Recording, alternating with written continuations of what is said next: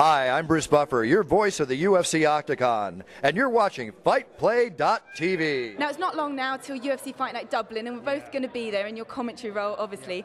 Exciting card. What are you looking forward to? There are a lot of fights. The Pickett-McCall fight is going to be amazing.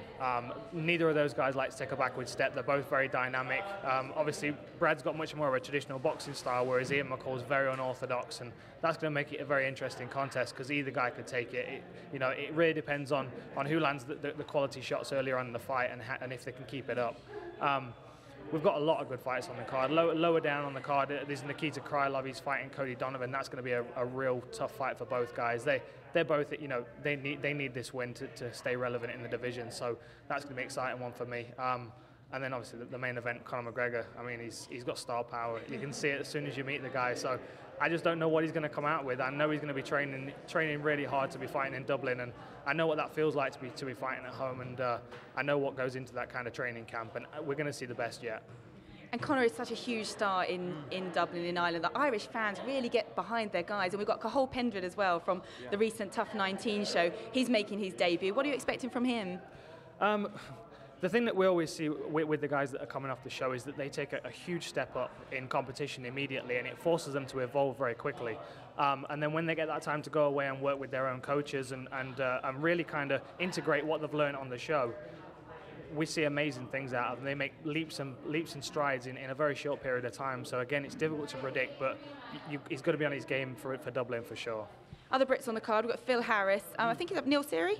Okay, yeah. So Irish guy up against him in Ireland. Yeah. I mean, Phil's got to win this one, really, hasn't he? He does, and he's got the tools as well. He's got fantastic judo.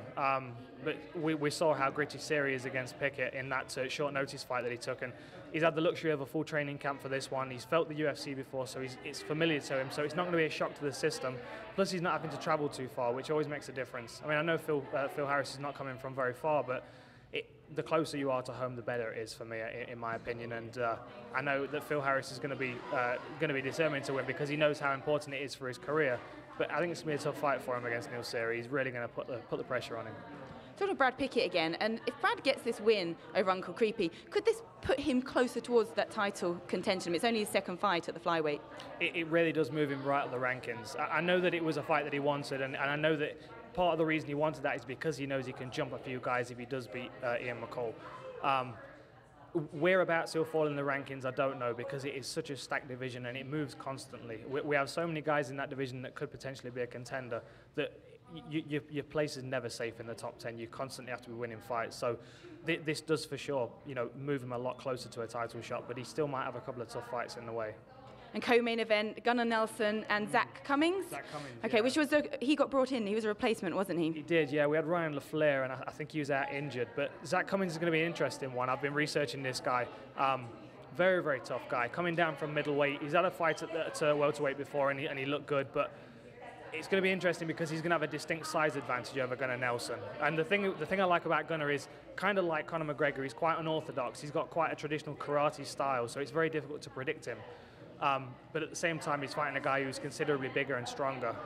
And even if he does get the fight to the ground, he might not have it all his way, which is what you would normally expect.